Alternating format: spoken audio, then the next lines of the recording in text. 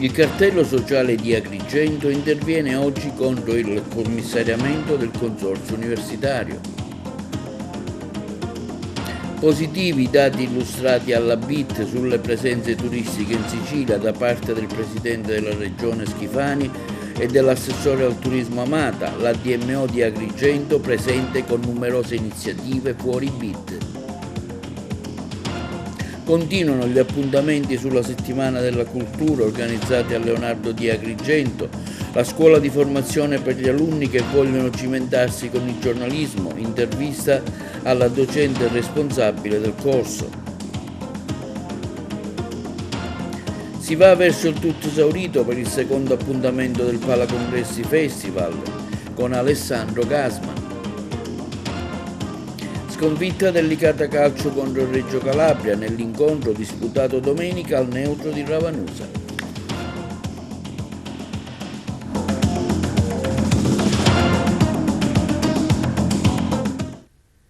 Buongiorno, benvenuti con l'appuntamento odierno di TV Notizie. Il cartello sociale di Agrigento interviene con riferimento al paventato commissariamento dell'Università di Agrigento, il servizio.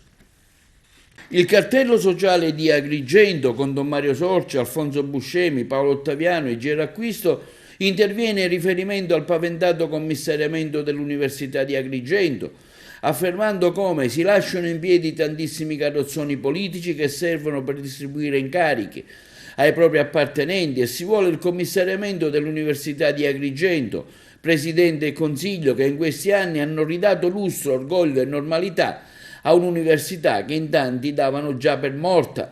Per ora, afferma il cartello sociale nella propria nota stampa, non ci interessano i motivi politici che vogliono far fuori chi con impegno ha orientato, fino a quando ha fatto comodo, le scelte della politica, di eventi importanti per questo territorio. Desideriamo però fortemente denunciare che la scelta del commissariamento è contro l'università, i nostri ragazzi, le nostre famiglie e il bene del nostro territorio. Il cartello sociale è contro questa logica e chiede alla politica di dimostrare che vuole il bene dell'università e di questa terra. Chiede a tutti coloro che non sono d'accordo con questa scelta di farsi sentire. Chiediamo al sindaco, conclude il cartello sociale, di tornare a dialogare con il presidente, il consiglio di amministrazione, se vuole il bene di Agrigento. Anche la regione siciliana ha partecipato con un proprio stand alla BIT di Milano con notevoli riscontri di visitatori. Positivo il bilancio tracciato sui dati turistici nella nostra isola, illustrati dal presidente della regione Schifani e dall'assessore al turismo Elvira Amata, il servizio.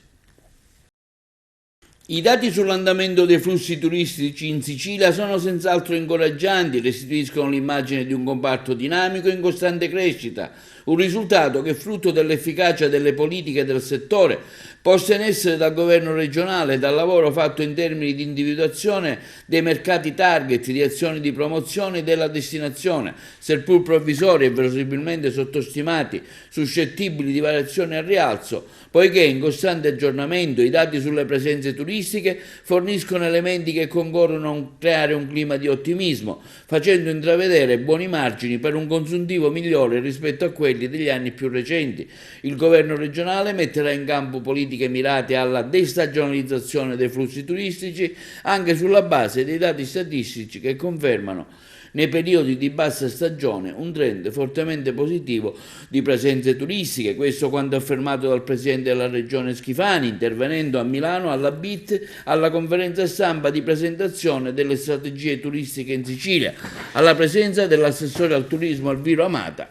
L'assessore Amata ha completato la giornata facendo una carrellata degli itinerari turistico-culturali in Sicilia, con presentazioni a cura dei beni UNESCO di Palermo, Arabo Normanna, Cattedrale di Cefalù, il Parco archeologico della Valle dei Templi, Siracusa, la necropoli di Pantalica, la città tardo-barocca della Val di Noto, le isole Eolie, il Parco dell'Etna. Allo stand presenti anche le aree marine protette, gli aeroporti e le DMO West of Sicily, tra cui quella di Agrigento, Valle dei Templi. Questi risultati sono il processo di una crescita, di un'attività di lavoro consolidata negli anni e continuiamo su questo percorso evidentemente, abbiamo delle idee chiare su come accentuare la destagionalizzazione, della quale ha parlato ieri il ministro Santanchè. Questo è un punto di svolta. Anche in questo anno è aumentato il turismo invernale. Questo è un segnale per cui la Sicilia è chiamata a fare di più. Lavoreremo con l'assessore Amata a questo tipo di pacchetto, un pacchetto omnicomprensivo settoriale, percorso enogastronomico, percorso monumentale, percorso sportivo, diciamo anche termale. Stiamo lavorando e faremo di tutto perché le terme siciliane chiuse da più di 10 anni possano rivedere la luce. Il turista oggi preferisce un turismo lento, sostenibile, esperienziale, e queste sono le azioni che abbiamo messo in campo e ce lo attesta anche il dato finale. Noi abbiamo chiuso il 2023 con 16.462.000 presenze. Di queste moltissimi sono stranieri, rispetto al 22 abbiamo un dato del più 28,4% di presenze straniere. Peraltro voglio sottolineare, perché questo è un obiettivo del mio assessorato, che c'è la destagionalizzazione, che le presenze degli stranieri non sono concentrate come era una volta nel periodo di alta stagione, ma soprattutto in quello di bassa stagione. Notevole il riscontro avuto dalla partecipazione alla BIT di Milano con le iniziative organizzate dalla DMO, Distretto Turistico Valle dei Templi, fuori BIT, il servizio con le interviste. L'offerta turistica siciliana ruota attorno ad Agrigento, capitale della cultura 2025, lo ha sancito l'eccezionale vetrina che alla BIT di Milano lo stand della regione siciliana le ha voluto dedicare, aggiungendo al grande agorà e alle proiezioni delle magnifiche immagini del territorio innumerevoli post-it con il suo logo di rimando all'imperdibile appuntamento del prossimo anno. L'esperienza della Borsa Internazionale del Turismo e del Fuori BIT al secondo piano del Palazzo di Giureconsulti è stata un'ulteriore conferma dell'interesse e del fascino che hanno suscitato Agrigento e il suo hinterland, la Costa del Mito, alle aree interne. Il pubblico di Piazza del Duomo ha applaudito i 4on6, gli artisti della Savatteri Produzioni. Innumerevoli sono state le richieste di informazioni presso il desk della DMO del Distretto Turistico Valle dei Templi, degustazioni, gadget. Sono riusciti a portare a Milano i sapori e i profumi del nostro territorio. Al fuorifiere è arrivato anche il saluto del Presidente del Senato Ignazio La Russa, sono intervenuti anche la Ministra del Turismo Santanchè, l'assessore regionale siciliana Amata, il deputato nazionale Pisano, insieme al Sindaco, Presidente del Distretto Turistico della Valle dei Templi, a presentare Agrigento l'assessore alla cultura e al turismo Ciulla, insieme all'amministratore della DMO Fabrizio Lagaipa. Attenzione nei confronti di Agrigento, nei confronti delle celebrazioni di Agrigento 2025. Il distretto turistico Valle dei Templi con il suo staff sta collaborando affinché questa ricorrenza diventi celeberrima nel mondo e che possa portare dei risultati importanti sul territorio in termini di presenze turistiche, soprattutto destagionalizzate, che possano veramente creare quel mood di beneficio a lungo termine che è, diciamo, la nostra aspettativa.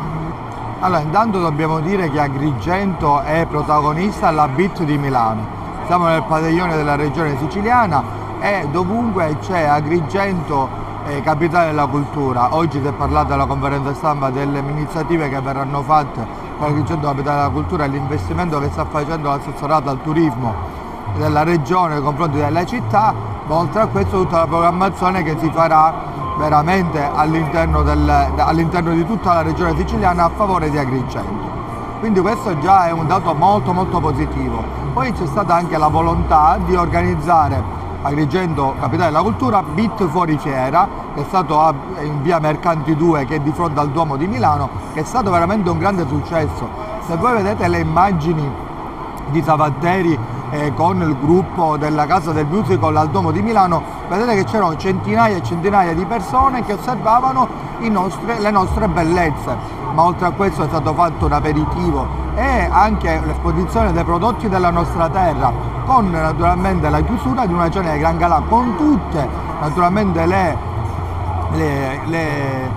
diciamo, i rappresentanti delle società più importanti a livello nazionale, l'amministratore delegato di ITA, Ferrovie, ANAS, il ministro Santanchè, il presidente del Senato La Russa, onorevole La Russa, e tanti amministratori siciliani, deputati e anche naturalmente imprenditori che sono venuti a sostenere Agrigento fino a Milano, ed è stato un grande successo e la comunicazione è stata importante. Abbiamo preso rapporti con le varie istituzioni, sia pubbliche che private, e naturalmente siamo riusciti a portare a casa un risultato importante, soprattutto per quanto riguarda il 2025. Quindi siamo veramente orgogliosi e contenti di tutto quello che è successo e che naturalmente è un punto di inizio per iniziare a lavorare, per programmare Agrigento Capitale della Cultura. Siamo al terzo anno consecutivo, prendiamo parte alla BIT, la più importante fiera internazionale che si svolge in Italia, ed è ad inizio d'anno ed è l'incipit, il primo appuntamento vero al quale stiamo presentando Agrigento Capitale Italiana della Cultura 2025. Quindi un'importantissima vetrina per mostrare alla gente, presentare alle persone, tutti coloro che vengono qui, quelle che sono le potenzialità del nostro territorio. Quindi ci aspettiamo chiaramente un grandissimo aumento di flusso, un significativo aumento di flussi anche dal punto di vista turistici, quindi la nostra presenza era obbligatoria quest'anno in maniera più incisiva. Pertanto abbiamo pensato di organizzare anche un fuorifiera di 2 giorni dedicato proprio ai stakeholders, giornalisti, imprenditori, persone che possono dare qualcosa ad Agrigento, e quindi una collaborazione fattiva che faccia crescere e sviluppare la nostra comunità. Oggi siamo qui alla BIT, c'è stato l'intervento del Presidente della Regione, dell'assessore regionale Elvira Mata, in uno stand fregiato di Agrigento Capitale Italiana della Cultura, quindi vediamo proprio questo post-it che rimanda all'appuntamento del 2025. E tante personalità sono venute a visitare Agrigento, anche al fuorifiera, dal Ministro Santanchè al Presidente del Senato Ignazio La Russa, tutta una serie di persone e istituzioni politiche, ma anche tantissimi imprenditori. Parlo anche di grandi aziende come ITA, come Trenitalia, tantissime cose bollono in ventola per un Agrigento Capitale Italiana della Cultura che sia l'inizio della svolta del nostro territorio.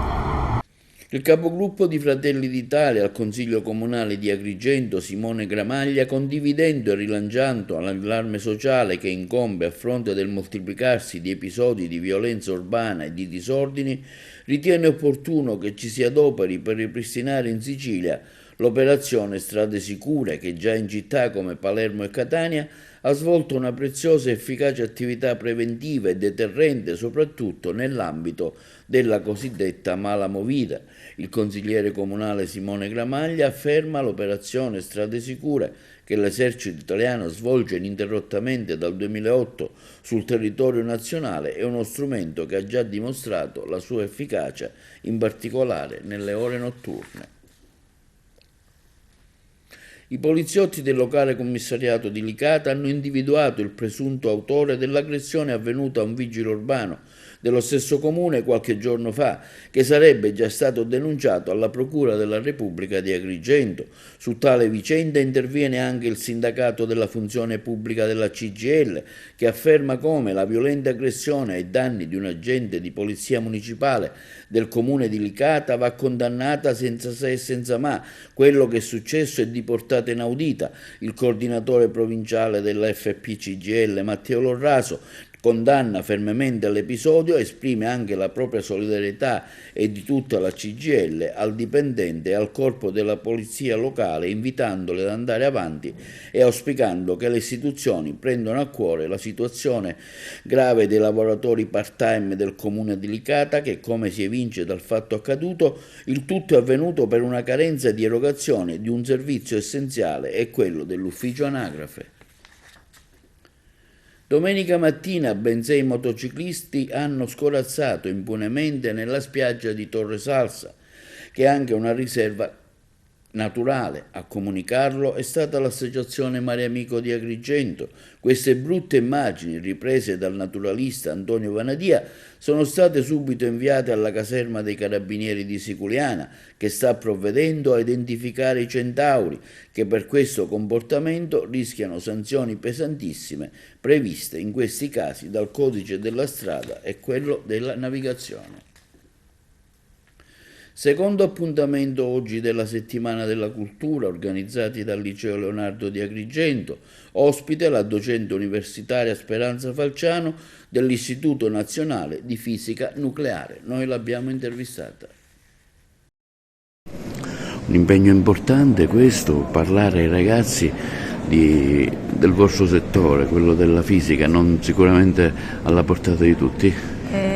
Sì, ha ragione, sono particolarmente lieta di essere qui, vedo tutti questi ragazzi che sono praticamente il nostro futuro e sono contenta di, come dire, in qualche maniera contribuire alla diffusione della cultura scientifica. Questa è la settimana della cultura scientifica e bisogna approfittarne, anche perché discipline come la fisica, ma anche tutte le discipline STEM, comportano delle innovazioni tecnologiche che poi hanno un grosso impatto sociale, quindi il nostro impegno è non soltanto nella ricerca di base, ma anche per far evolvere la società. Infatti le applicazioni per esempio alla medicina, alla conservazione del patrimonio culturale, allo studio dell'ambiente e anche il calcolo avanzato, quindi la gestione dei big data, sono degli argomenti che oggi sono assolutamente fondamentali per la società civile. Anche per l'intelligenza artificiale che sta diventando ormai l'argomento principe di tutte le trasmissioni, del momento.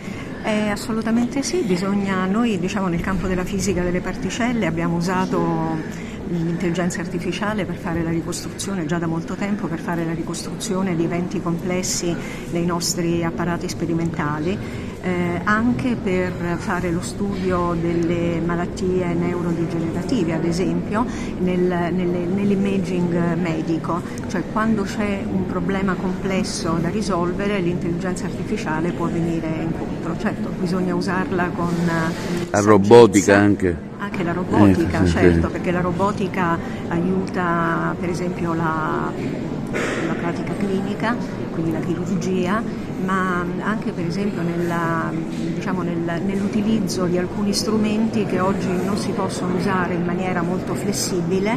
Se uno li robotizza riesce a ottenere dei risultati e delle misure molto interessanti. Molto efficaci. L'approccio verso gli studenti di queste tematiche come sarà da parte sua?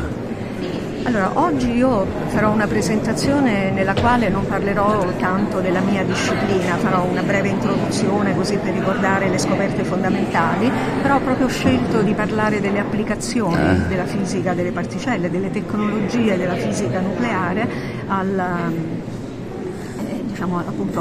altri campi del sapere, e questo spero che possano stimolare i ragazzi e soprattutto le ragazze, visto che anche il giorno e la settimana delle donne nella scienza, a occuparsi delle discipline STEM in futuro, perché c'è bisogno di loro.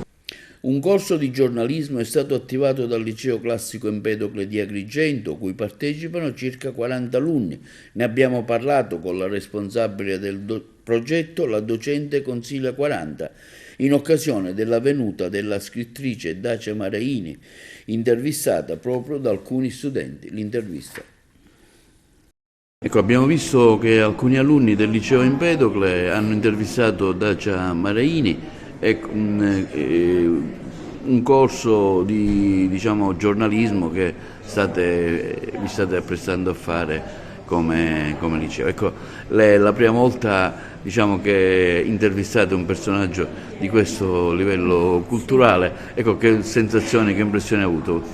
Allora, l'emozione è stata grandissima, ve ne siete accorti tutti.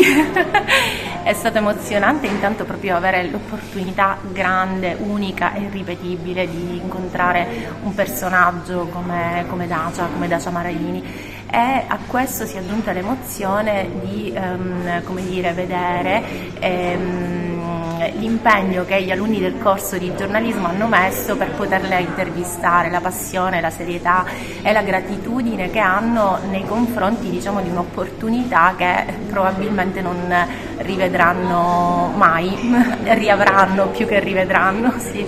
Ecco, quanti sono i ragazzi, come si approcciano i ragazzi a questa iniziativa? I ragazzi sono tantissimi, abbiamo iniziato l'anno scorso quasi per gioco, possiamo dire, ma il progetto sta crescendo tantissimo, sono 43 ragazzi, abbiamo scelto di lavorare per classi aperte, proprio per permettere di creare ponti tra biennio, triennio, classico e musicale, permettere loro proprio di confrontarsi e di arricchirsi, mettendo a disposizione ciascuno il talento, diciamo, che lo contraddistingue. Ecco, le istanze che arrivano dai ragazzi in questo senso quali sono? Ecco, lei come docente. I ragazzi hanno voglia di essere protagonisti del loro percorso, questo l'ho detto tante volte perché ne sono fermamente convinta, e hanno voglia di agganciare quello che studiano alla realtà, e quindi il corso di giornalismo, il progetto giornalismo diventa un canale privilegiato per poter fare questo, che fornisce anche gli strumenti per in qualche modo leggere anche criticamente tutto quello che ci circonda. Una splendida giornata di sole ha favorito la partecipazione di un nutrito gruppo di escursionisti alla passeggiata naturalistica alla scoperta delle Gole del Platani, proposta dalle riserve naturali Maccalubbe di Aragona, Grotta di Sant'Angelo Muxaro, insieme al Circolo Rabat di Agrigento per celebrare la giornata mondiale delle zone umide. Vediamo l'intervista. Una giornata splendida ci ha accolto qui alle Gole del fiume Platani, dove siamo venuti per celebrare la giornata mondiale delle zone umide, alla quale Legambiente ha aderito anche quest'anno. Un'iniziativa che abbiamo voluto organizzare anche da Agrigento, perché altre appunto al contempo se ne stanno svolgendo anche nel resto della Sicilia, prendendo in esame proprio questa parte del corso del fiume Platani, che è una, diciamo, delle meno conosciute, ma sicuramente una delle più suggestive, che ci dà modo di apprezzare la tantissima biodiversità, e questo è uno dei motivi per cui vengono celebrate le zone umide, e ci permette anche sostanzialmente di valorizzare un posto che ad oggi è così poco conosciuto. Continueremo comunque, diciamo, a organizzare iniziative che ci portino alla scoperta di luoghi così importanti per la biodiversità, ma importanti anche per la mitigazione dei cambiamenti climatici, perché le zone umide assumono talmente tanto carbonio che sono importanti tanto quanto, se non addirittura di più, degli alberi. Diciamo che questa riserva servirebbe molto per proteggere la biodiversità, anche perché i fiumi contengono molta biodiversità, specie di pesci, di anfibi, di rettili, ma anche di uccelli come avocette, aironi, anatre tipo germani reali, anatre mandarine e molti altri. Poi abbiamo piccoli mammiferi come mustioli, ricci, lepri, conigli, insomma si dovrebbero proteggere appunto queste specie animali perché sono da salvaguardare appunto, e anche perché appunto tutti i corsi d'acqua mitigano il clima, cioè durante l'inverno assorbono il freddo e rilasciano il calore. Nuovo colpo al clan dei Nebodri, misure cautelari per 37 soggetti a Tortorici. La corrispondenza da Messina. Dalle prime luci dell'alba i carabinieri del ROS e del Comando Carabinieri per la tutela agroalimentare, i finanzieri del Comando Provinciale e il personale della squadra mobile della Questura di Messina, nell'ambito di una vasta operazione contro l'associazione mafiosa di Tortorici in provincia di Messina, operativa nell'area dei Nebrodi, hanno dato esecuzione ad un'ordinanza di custodia cautelare emessa dal GIP del Tribunale di Messina su richiesta della locale Procura della Repubblica, a carico di 37 soggetti ritenuti responsabili a vario titolo di associazioni di tipo mafioso, associazione dedita alla coltivazione, acquisto, detenzione, cessione e al commercio al minuto di sostanze stupefacenti di vario tipo, estorsione, trasferimento fraudolento di valori, truffa aggravata per il conseguimento di erogazioni pubbliche in concorso, riciclaggio e autoriciclaggio, impiego di denaro, beni o utilità di provenienza illecita, malversazioni di erogazioni dichiarazioni pubbliche, falsità ideologica commessa da pubblico ufficiale e tentata violenza privata. In particolare dalle indagini è emerso ancora una volta l'operatività della famiglia mafiosa tortoriciana nella sua articolazione di Bontempo Scavo e dei Bantanesi e il forte interesse dell'organizzazione al percepimento fraudolento di ingenti contributi erogati dalla Comunità Europea attraverso la commissione di un elevatissimo numero di truffe. Come è stato riferito nel corso della conferenza stampa svoltasi presso la stazione Carabinieri di Tortorici, il provvedimento si pone in prosecuzione rispetto agli esiti dell'operazione Nebrodi eseguita nel gennaio 2020, che aveva fatto luce sulla fitta interconnessione di interessi criminali sui fondi europei e che aveva portato all'arresto di oltre 100 soggetti, per 91 dei quali nell'ottobre del 2022 i giudici del Tribunale di Patti, al termine del processo di primo grado, hanno emesso sentenza di condanna per un complessivo di 600 anni di reclusione. È in arrivo un altro straordinario successo per il Palacongressi Festival. Dopo la sorprendente e indimenticabile serata con Fabrizio Gifuni, protagonista, con il vostro irridente silenzio si avvia verso il sold out anche l'unica tappa in Sicilia di Racconti disumani, uno spettacolo in cui Alessandro Gassman e Giorgio Pasotti si misurano con le parole di Franz Kafka per portare gli uomini dagli uomini. Sentiamo ora un videomessaggio rivolto proprio agli agrigentini da parte di Pasotti. Buonasera a tutti, sono nel camerino del Teatro Quirino, pronto ad entrare in scena con lo spettacolo Racconti disumani, tratto da Franz Kafka per la regia di Alessandro Gassman. Sono, vedete, in ottima compagnia e siamo quasi pronti per entrare in scena.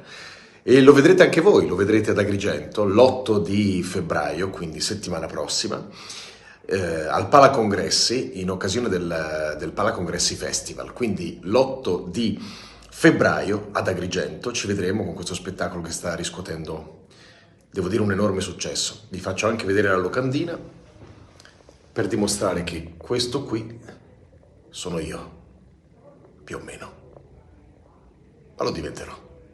Sequestrati oltre 5 kg di hashish ai traghetti di Messina, il servizio. I finanziari del Comando Provinciale di Messina, nel corso di un servizio volto alla repressione dei traffici illeciti, con particolare riguardo allo spaccio di sostanze stupefacenti, hanno sottoposto a sequestro 5 kg di hashish e tratto in arresto, in flagranza di reato, i 2 corrieri che trasportavano lo stupefacente.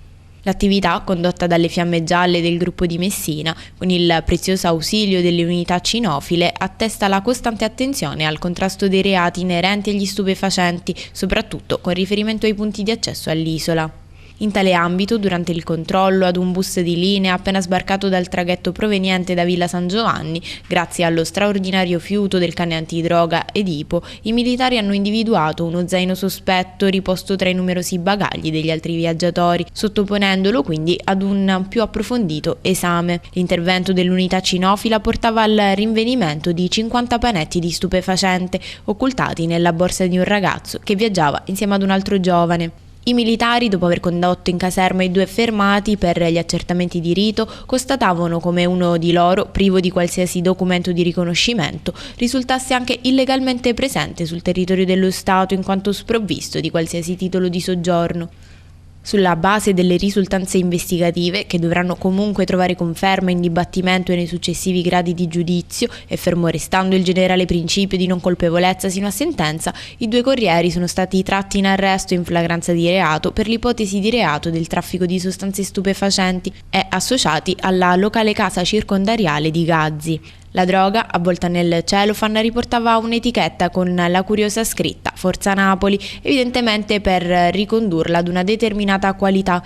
Il narcotico venduto al dettaglio avrebbe potuto fruttare all'organizzazione criminale oltre 50.000 euro. Linea alla regia per la pubblicità. Sull'incendio Omna a Licata interviene oggi l'onorevole Cambiano, già sindaco. Accolta la mia richiesta di audizione sulla situazione in cui versa Licata, Il tutto si svolgerà domani 7 febbraio alle ore 11, quando si parlerà del difficile momento dal punto di vista ambientale che sta vivendo il territorio del comune di Licata in seguito all'incendio divampato nella notte del 20 gennaio in contrada Bugiades presso l'impianto di stoccaggio di rifiuti Omine. Sarà un'occasione, continua parlamentare Cambiano, per provare a comprendere meglio quanto accaduto a Licata, riuscire a fare maggiore chiarezza e di conseguenza a raccogliere informazioni e pareri di chi di competenza per svolgere poi al meglio la nostra attività istituzionale in merito, un atto dovuto visto il periodo complicato che la città vive ormai da più di 2 settimane. Il tutto anche con la presenza della dottoressa Giovanna Volo, assessore regionale per la salute, l'onorevole Pagana Elan, assessore regionale al territorio e ambiente, l'onorevole Roberto Di Mauro, assessore regionale per l'energia e i servizi di pubblica utilità. Metromare di Messina, richiesta di integrazioni per i biglietti relativi alla tratta con Reggio Calabria. L'altro giorno in commissione si parlava di Metropolitana del Mare, questo progetto che è nuovamente al centro dell'attenzione anche dell'agenda di questa amministrazione, ma l'integrazione dell'area dello Stretto, c'è un altro progetto che avete in qualche modo annunciato, il biglietto integrato tra Messina e Reggio Calabria, a che punto siamo? Allora, il biglietto integrato è già realtà, di fatto con lo stesso biglietto si può viaggiare indistintamente sui mezzi pubblici messinesi, sul trasporto veloce nello Stretto e sui mezzi pubblici reggini, quindi questa è una realtà che nasce da una serie di incontri tecnici che si sono succeduti a partire dal 2019 e che hanno visto la loro concretizzazione con l'istituzione della struttura legata alla mobilità, alla continuità territoriale dello Stretto, guidata dall'ammiraglio Martello, che sapientemente ha fatto sintesi e ci ha permesso di concludere questa partita. Relativamente alla Metropolitana del Mare, come ho avuto modo di dire, è una possibile alternativa veloce a quelle che sono poi le arterie principali della città. Leggo spesso critiche basate sulla, a mio avviso, probabile non conoscenza del territorio messinese. È fortemente difficile poter realizzare nuove arterie nel territorio messinese in tempi peraltro rapidi, quindi già è difficile di per sé. I costi sarebbero veramente esorbitanti proprio per l'orografia del territorio e i tempi sono altrettanto lunghi, perché andare a realizzare un'arteria con delle complessità significa dilungare i tempi in maniera esagerata. Relativamente alla Metropolitana del Mare, come avete avuto modo di vedere durante la presentazione da parte dei progettisti, le opere da realizzare non sono eclatanti, non sono importanti. Chiaramente lì bisogna studiare in maniera un po' più attenta quello che è l'aspetto gestionale relativamente a eventuali costi, tempi di percorrenza e soprattutto come andare ad integrare in maniera significativa questo tipo di mobilità rispetto al sistema complessivo. L'ipotesi di poter collegare anche Villa San Giovanni e Reggio, step successivo per quanto riguarda la Metropolitana del Mare, la state prendendo in considerazione? Ma guardi, è una ipotesi che è stata inserita nel piano generale del traffico, in cui si prevedeva un collegamento circolare, quindi significa che arrivati a Torrefaro ci si collegava con Villa San Giovanni e successivamente su Reggio per ritornare poi a Messina. Diciamo che sarebbe il massimo circa un ragionamento complessivo di mobilità dello Stretto. È evidente che anche in questo caso va valutata attentamente la parte economica, perché mettere a mare delle imbarcazioni significa avere degli equipaggi, significa avere dei costi che diventano sempre più rilevanti in funzione dell'attività che si va a svolgere. È però altrettanto chiaro che è un'ipotesi che stiamo vagliando. Sconfitta del Licata Calcio contro la squadra del Reggio Calabria, disputata nella partita al campo neutro di Ravanusa. Le interviste al servizio di WeSport. È una continua altalena di emozioni il campionato del Licata, 33 i punti totalizzati dai gialloblu, che in 7 giorni sono passati dalla gioia per la vittoria contro la San Cataldese al capitombolo contro l'Igea. Peccati di gioventù per una tra le squadre più interessanti del girone I di Serie D, alla ricerca adesso di una ritrovata continuità. Queste le scelte iniziali di mister Romano, che attende al varco una Reggio Calabria che ha iniziato il suo campionato in salita ma che si consolida tra le prime 5 del girone. In porta Valenti, trittico in difesa con Pino Calaiò e Cappello, orfani del capitano Orlando assente per squalifica. In mediana spazio a Giannone, Currò, Murgia, Rotulo e Lanza, tandem d'attacco con Saito e Minacori. Dirige l'incontro il signor Selvatici di Rovigo, coadiuvato da Morello di Pesere e Veli di Pisa. Primo sussulto di Marco Amaranto con l'incursione dal binario mancino di Porcino, slalom gigante in aria del numero 71 concluso con un sinistro facile preda di Valenti. Licata che risponde con la rasuiata dalla distanza di Rotulo. Martinez non è preciso nell'intervento, ne approfitta allora Calogero Minacori, che si avventa sulla ribattuta come un falco, scaraventando con veemenza la sfera in rete. 11ª marcatura in campionato per l'attaccante di mister Romano, che porta così in vantaggio il Licata. Contro il C, contro il V, copia e incolla dell'azione precedente con lo strappo centrale di Rotulo 2 minuti più tardi, che ci prova dalla distanza. Attento Martinez in questa occasione. La posizione ibrida del numero 10 giallo-blu tra la zona mediana e la tre quarti sta creando grossi grattacapi agli Amaranto. Ancora un'incursione di Rotulo, arriva il raddoppio licatese filtrante a premiare l'inserimento di Saito.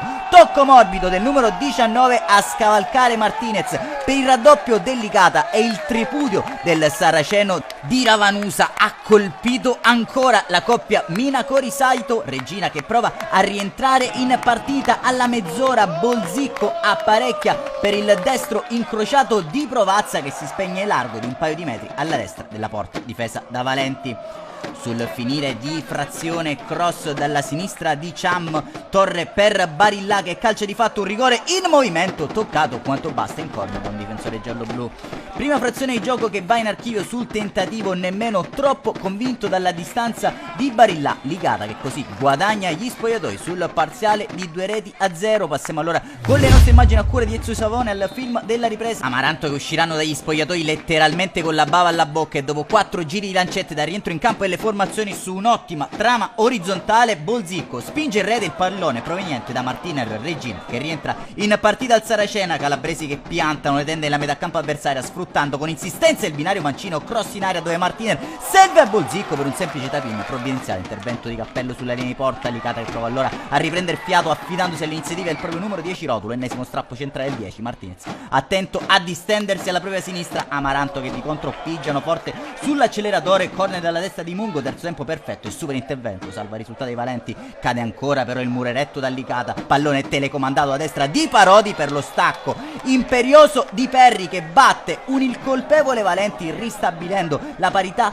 del punteggio. Comincia a percepirsi area di rimonta al Saraceno, con la Regina che attacca sprombattuto, serpentina di Perri conclusa con un destro al limite. Attento Valenti, ennesima azione di sfondamento in questa seconda frazione sul binario mancino dei calabresi. Sfera a rimorchio per Perri che si divora da pochi passi il gol del 2-3. Sono solo le prove generali per la rete del primo vantaggio Amaranto. Perri ci prova con un destro sporco dalla distanza che diventa beffardo dopo la deviazione involontaria di Lica che inganna Valenti. Sfera che si accomoda dolcemente in porta, clamoroso ribaltone al Saraceno di Ravanusa. La rimontata alla Regina è passata avanti, i locali che nel finale trovano le energie fisiche e mentali per reagire. Un gran destro al limite di Rotulo per distacco, il migliore dei suoi, largo di 1 metro, ma non c'è più tempo al Saraceno di Ravanusa. Reggio Calabria che batte il Licata, lo fa in rimonta sotto di 2 reti dopo i primi 45 di gioco. Hanno trovato la forza di ribaltarla grazie alle reti di Bolzicco, Perri e Lica nella ripresa. Un saluto allora amici appassionati e appuntamento come al solito alla prossima. Resta solo l'amaro in bocca agli uomini di mister Romano. Mister, un primo tempo fatto bene con il doppio vantaggio, cosa è successo poi nella ripresa? È successo che abbiamo preso gol dopo 5 minuti e è subentrato un po' sicuramente di paura, di ansia, non siamo stati più aggressivi come lo eravamo nel primo tempo, è subentrata anche un po' di stanchezza, però la squadra sicuramente il secondo tempo non ha fatto quello che aveva fatto nel primo tempo, è stato un tempo per uno. Noi siamo andati in vantaggio su 2 gol primo tempo, loro secondo tempo hanno avuto la partita in mano e sono stati bravi a recuperarla e a vincerla. Noi siamo stati un po' ingenui perché il gol sicuramente potevamo evitarlo, specialmente il terzo è stato sfortunato perché è stata la deviazione, la palla è andata lì, però i primi 2 gol sui traversoni potevamo sicuramente marcare meglio e sentire più l'uomo in aria. Mister, oggi si è vista a prescindere dal risultato una Licata convincente soprattutto nei primi 45 minuti. Questa differenza di rendimento rispetto anche alla scorsa partita si spiega anche per una questione di stimoli oppure c'è una difficoltà nel preparare le 3 partite durante la settimana? Beh, credo che preparare le 3 partite in una settimana con un organico, che noi non siamo la regina come organico, è chiaro, ha la possibilità di girare gli uomini come vuole. Noi gioco forza dobbiamo alcune volte mettere sempre gli stessi. Oggi Calaiò ha giocato con un'infiltrazione, Pino a fine primo tempo aveva preso una botta all'anca e non ce la faceva, uguale Cappello aveva un problema all'adduttore, insomma eravamo un po' acciaccati alla ripresa. Però la squadra quando riesce a giocare, quando riesce a stare sul pezzo, come si suol dire, a muoversi senza palla, come è successo nel primo tempo, abbiamo creato tanto, abbiamo messo sotto la regina e poi il secondo tempo i cambi sicuramente poi hanno fatto la differenza. Mister, oggi c'è stata grande sofferenza sulle fasce, anche nel primo tempo dove Licata comunque ha giocato davvero bene, però la regina quelle pochissime occasioni create nella prima frazione di gioco le ha create sia a destra con Provazza che puntava Lanza, sia a sinistra con Mungo che puntava a Giannone. Nel secondo tempo i gol sono arrivati praticamente tutti da cross sulle fasce. Sapevate di questa difficoltà? Sì, la sapevamo e avevamo chiesto primo tempo, perché loro primo tempo mettevano solo palloni laterali e non hanno mai impensierito la nostra retroguardia, ci impensierivano solamente su questi traversoni in aria da parte di Cham che metteva dei buoni palloni, aveva una buona fisicità loro davanti con Bozzicco e quando veniva a saltare Girasole mi sembra ci metteva in difficoltà. Noi non siamo stati bravi ad accorciare, a togliere tempo e spazio a copertura della palla, abbiamo fatto certe volte crossare liberamente gli avversari e questi traversoni ci hanno messo in difficoltà, tant'è vero che sono nati gol. E questo è tutto per oggi, vi diamo appuntamento alle prossime edizioni del nostro telegiornale e vi auguriamo una buona serata.